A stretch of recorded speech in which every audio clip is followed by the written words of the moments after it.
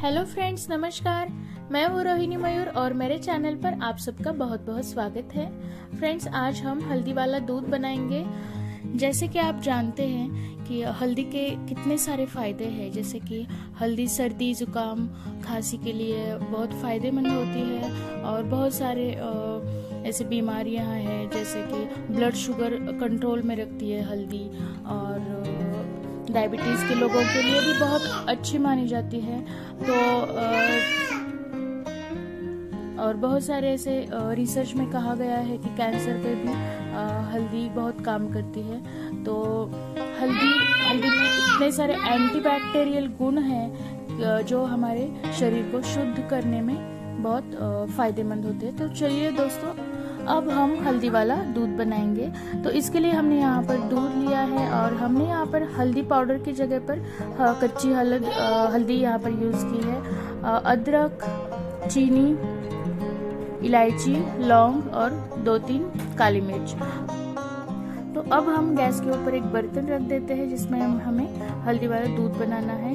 तो अब हम इसमें दूध डालेंगे।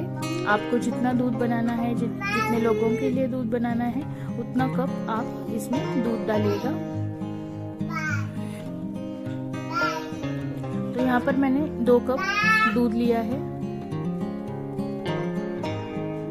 और अब हम इसमें चीनी डालेंगे। तो चीनी हमने यहाँ पर 2 चम्मच चीनी डाली है। चीनी की जगह पर अगर आपको डायबिटीज़ है तो वैसे भी बिना चीनी का दूध ज़्यादा उपयुक्त होता है शरीर के लिए, लेकिन कभी कभी बच्चे पीते नहीं, हम इसलिए चीनी डालते हैं। चीनी की जगह पर आप गुड़ भी डाल सकते हो, बस हमें गुड़ एकदम लास्ट में डालना है।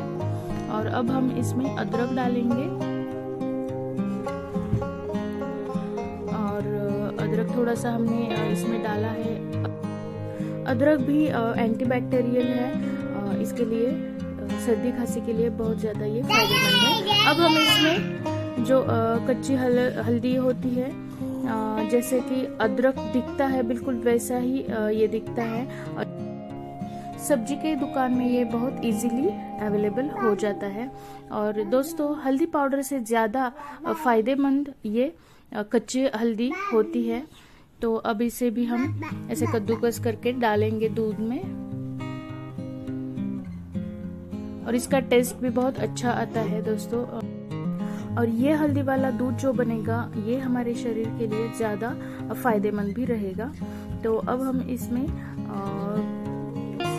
इलायची डालेंगे, लौंग और काली मिर्च थोड़ा सा पीस के इसे डालना है हमें। ज़्यादा पाउडर नहीं बनानी, बस थोड़ा सा ब्रेक करके इसे हमें डालना है।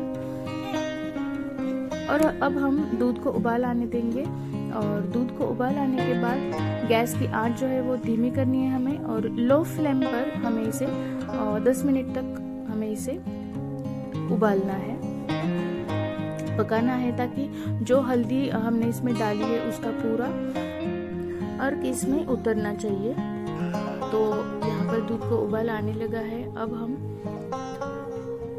गैस लो फ्लेम पे रख देते हैं और इसे अच्छे से पकने देते हैं।